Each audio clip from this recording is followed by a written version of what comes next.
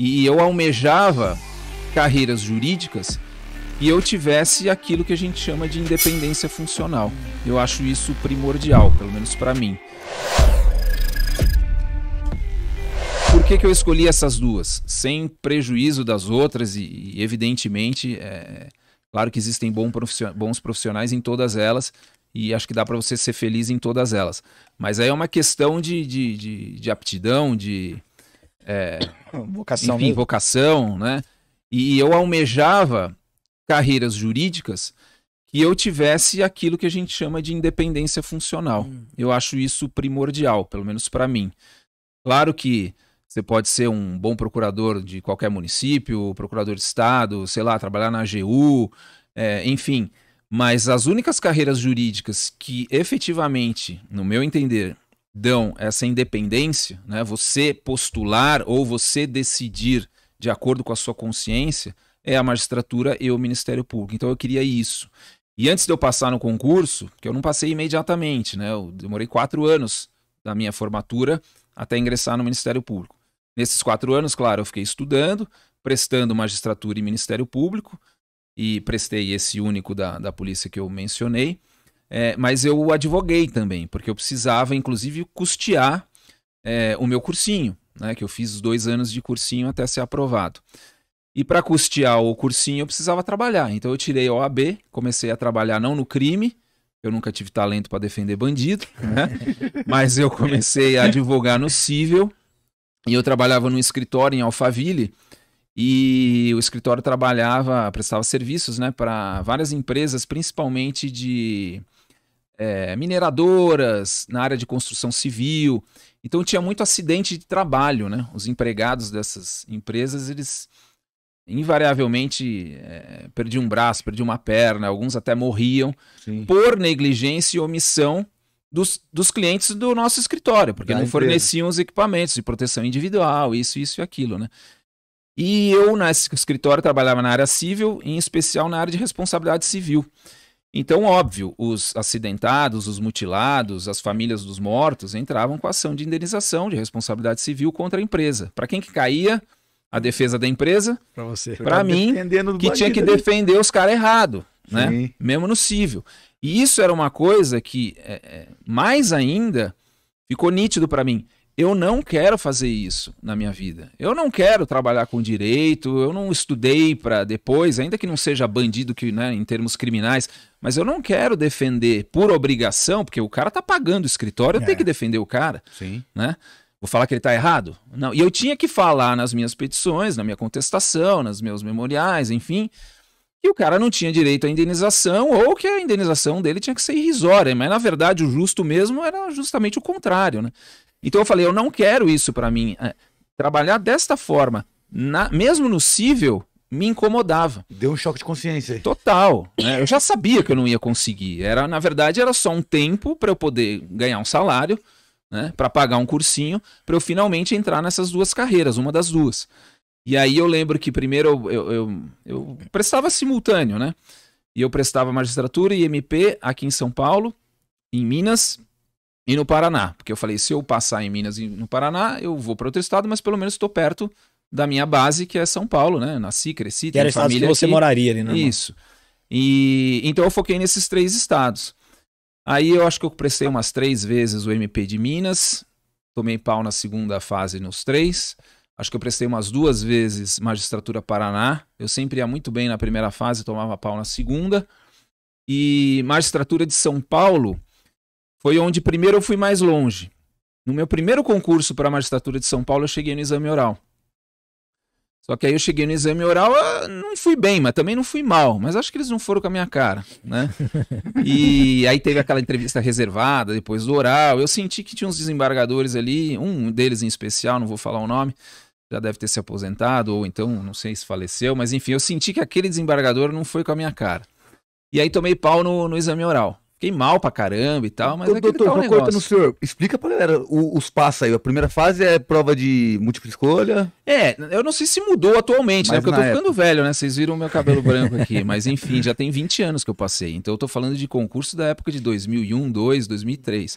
Na minha época eram 3 fases e uma entrevista privada. E claro, né, a investigação da vida pregressa, entregar aquele monte de certidão e tal. Mas basicamente a prova era, a primeira fase era múltipla escolha, testes, né, 100 testes era na minha época. Depois a prova escrita, dissertativa, geralmente tinha uma peça para fazer. Quando é magistratura, uma sentença. E a terceira era o exame oral, que era o que a gente mais, que eu mais tinha receio, né? O senhor ficou lá nos outros, sempre na segunda fase, na prova dissertativa. Isso, e aí a primeira que eu fui mais longe foi a magistratura São Paulo, que eu cheguei no oral. O oral da magistratura é bem pesado, né? Mais de uma hora ali sendo sabatinado. Eu não lembro direito, Diego, mas era uma meia hora, 40 minutos. Eu lembro que comigo era por dia, tinha uns 3 ou 4 candidatos. Continua do mesmo jeito. E aí eu acho que eu fui o terceiro do dia. E aí a gente faz o oral e quem chega no oral vai automaticamente depois, né, minutos depois, já vai para essa entrevista reservada. E aí, mesmo sem saber se você ia passar no oral ou não, acho que na verdade eles meio que juntam as duas coisas, né? O oral mais a entrevista reservada acaba sendo a mesma nota, né? E aí eu não passei no oral da magistratura, isso era 2002, eu lembro. Eu fiquei mal pra caramba, porque, putz, eu tinha certeza que eu ia passar, eu tinha ido muito bem na primeira fase, muito bem na segunda, passei lá em cima, encabeçando lista assim, de aprovação. E dizem, né? Não sei se dizem até hoje, mas na minha época diziam: se você chega no oral, em tese você está aprovado. Você precisa fazer uma bobagem muito grande. Tem que fazer uma cagada gigante pra você não entrar, né? E eu acho que eu fiz então, né? Porque que eu não passei. Eu não sei qual foi a bobagem que eu fiz, mas enfim, eu sei que eu não passei. Fiquei mal, mas logo na sequência abriu o edital para MP, ainda em final de 2002. E aí eu passei na primeira, na segunda, passei no oral e fui aprovado. Fui na entrevista e eu tive a sorte de ser sorteado no exame oral pro último dia do oral. Olha isso. Porque o oral dura meses, né? Acho que ainda acho que ainda demora. Sim. Então tem gente que é sorteado, vai na primeira semana, na segunda e fica um mês e meio esperando para ver se vai ser aprovado. Eu fui sorteado pro último dia do oral. Então eu saí ganhando. Primeiro, eu teria muito tempo para continuar estudando. Sim. E eu saberia se eu ia ser aprovado ou não no dia seguinte. Ah, o resultado logo no dia seguinte. E chegou a assistir dos colegas ou não? Não assisti nenhum. Não queria se contaminar? Não queria. Acho que era medo, né? Não fui assistir nenhum. Fiquei estudando. E peguei poucas perguntas dos dias anteriores também. Acho que eu fiz tudo errado, mas enfim, quando é pra você passar, você passa, né? É aquela coisa, né? Quando é pra você passar, você passa. Mas teve preparação específica, porque você saiu de uma reprovação da magistratura ali e depois foi para o MP. Mudou alguma coisa na sua preparação para a prova oral? Então, eu sempre achei, Diego, os concursos da magistratura e do MP, em especial de São Paulo, eu sempre achei muito próximos, assim, em termos de matéria, né? Não sei se é isso que você tá me perguntando, mas... Não, para preparação para enfrentar a banca mesmo oralmente. O conteúdo não, o conteúdo a gente já imagina que tava afiado. Mas em relação ao medo de falar em público, de falar para os examinadores... Não, porque que acabou fazendo quase um ano, né, de um para outro, porque até chegar no oral do MP foi quase um ano. Mas eu acho que não foi isso, entendeu? Porque eu sempre... de certa forma, quando precisa falar, eu falo. Você não tinha problema em falar? Não, eu não travo, eu não tenho dificuldade ou problema em falar em público ou dar uma entrevista, etc. Eu acho que foi o conteúdo mesmo no exame oral da magistratura que me ferrou. Eu vou contar uma coisa, esqueci de contar isso. Eu não fui assistir os exames, nem da magistratura, nem do MP, mas obviamente eu procurava saber qual a matéria que eles estavam dando, qual ponto, né, dentro daquilo eles estavam dando, cada examinador. E eu lembro que no oral da magistratura, o examinador de penal, que é a minha melhor matéria, né, penal e processo penal, sempre foi e até hoje tanto que eu especializei no crime, né. Então, o examinador de penal da magistratura, lá em 2002, ele estava seguindo a ordem do código. Olha isso, né. Tanto quanto errado, né. Sim. Que assim, claro, qualquer um vai procurar saber, não exatamente as perguntas que ele fez. Eu não fui atrás exatamente das perguntas, mas eu sabia, ele tá aqui na parte geral, ele tá falando aqui no comecinho do código. Depois ele começou a, sei lá, falar lá da excludente de licitude, depois dirimentos penais, depois, sei lá, foi para causas extintivas da punibilidade, aí entrou na parte especial, aí foi crimes contra a vida, crimes contra a integridade, ele foi seguindo os capítulos do código. Quando chegou na minha vez, era mais ou menos para entrar ali nos crimes contra a administração da justiça, falso testemunho e etc. E falso testemunho, você que é professor, você sabe, é um crime que você tem muita coisa para perguntar. Muita coisa. E assim, eu fui pro exame sabendo tudo de falso testemunho, porque no dia anterior ele tinha ido lá o 340, 341, né, autoacusação falsa, não é isso? Isso. Por aí. Aí pronto, ele vai começar no nosso dia o falso testemunho. E aí eu estudei o falso testemunho, 343, que é o participação, né, em falso testemunho, coação no curso do processo, 344, exercício arbitrário das próprias razões, não é? O 345. Então, tudo assim, na ponta da língua. E aí eu acho que era o terceiro, né? Eu falei do dia. E ele foi o 340, 341. Eu falei, beleza, vai dar o 342 para mim. Quando chegou para mim, adivinha o que ele perguntou? Eu vou chutar aqui. Perguntou lesão corporal. Mudou totalmente. Lei de contravenções penais. Nossa. É o bicho isso aí, né? Tem nada a ver, vai pro outro canto. Ele veio do artigo 1º até o 341, seguindo a ordem no exame oral, de acordo com cada um.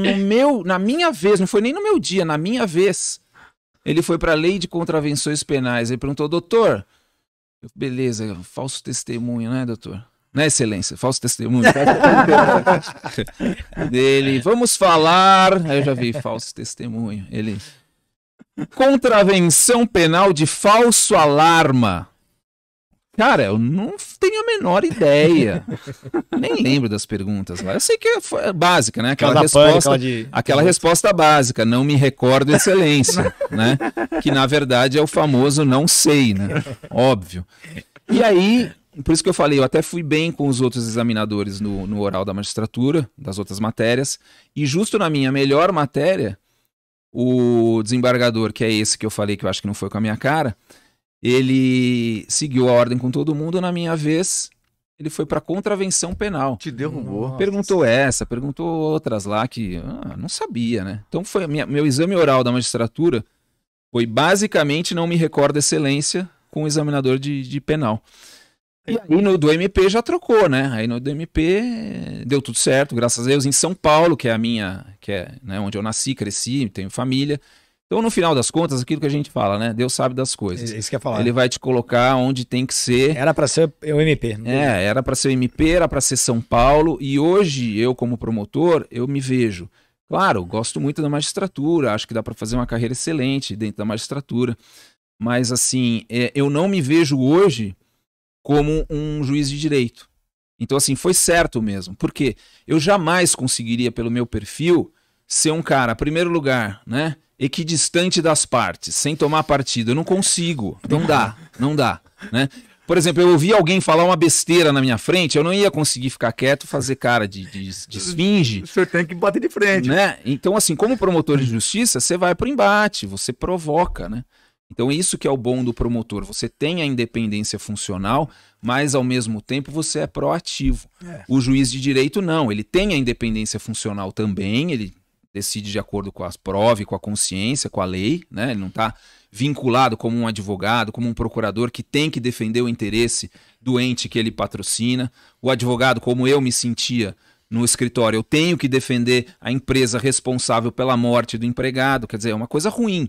Então, o juiz tem essa independência funcional, mas ele tem uma coisa que eu acho que é negativa, que ele tem que esperar ser provocado para poder agir. E o MP não. Além de ter independência funcional, ele provoca, né? Ele é proativo. E eu acho que isso tem um pouco mais a ver com o meu perfil. Então, hoje, 20 anos depois de carreira, eu ergo as mãos para o céu e digo, eu não passei para ser polícia? Não passei. Fiquei na corda? Fiquei.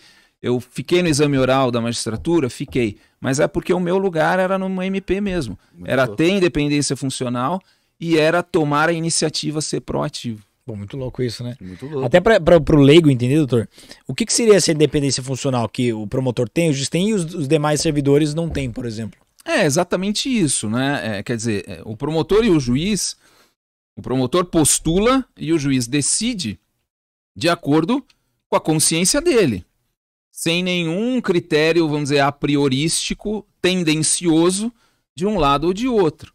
O advogado é contratado pelo cliente para patrocinar o seu interesse. Por obrigação, tem que defender.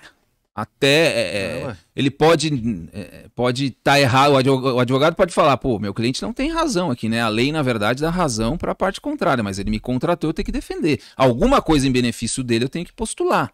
Sim. Ainda que não seja, sei lá, uma improcedência total da ação, ou ainda que não seja uma absolvição no criminal, mas alguma coisa o advogado precisa postular em benefício do seu cliente, do seu assistido. Está refém de um lado, né? Basicamente é isso.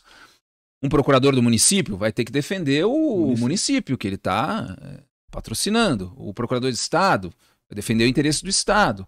Né? Então você sempre tem, a prioristicamente, a necessidade de puxar a sardinha para o lado de alguém. Eu não queria fazer isso. Como eu dei o exemplo quando eu advoguei durante 4 anos. O cara estava errado, ele tem direito à indenização. A minha vontade era escrever na contestação, né? Excelentíssimo senhor doutor juiz de direito, julgue procedente, porque tudo está certo. O meu cliente aqui, a empresa que eu defendo, realmente não forneceu nada do que deveria. Ele tem que receber realmente indenização por dano moral, pensão mensal vitalícia, tem que receber tudo. Né? E eu escrevia isso? Não, a maioria das minhas contestações era culpa exclusiva da vítima.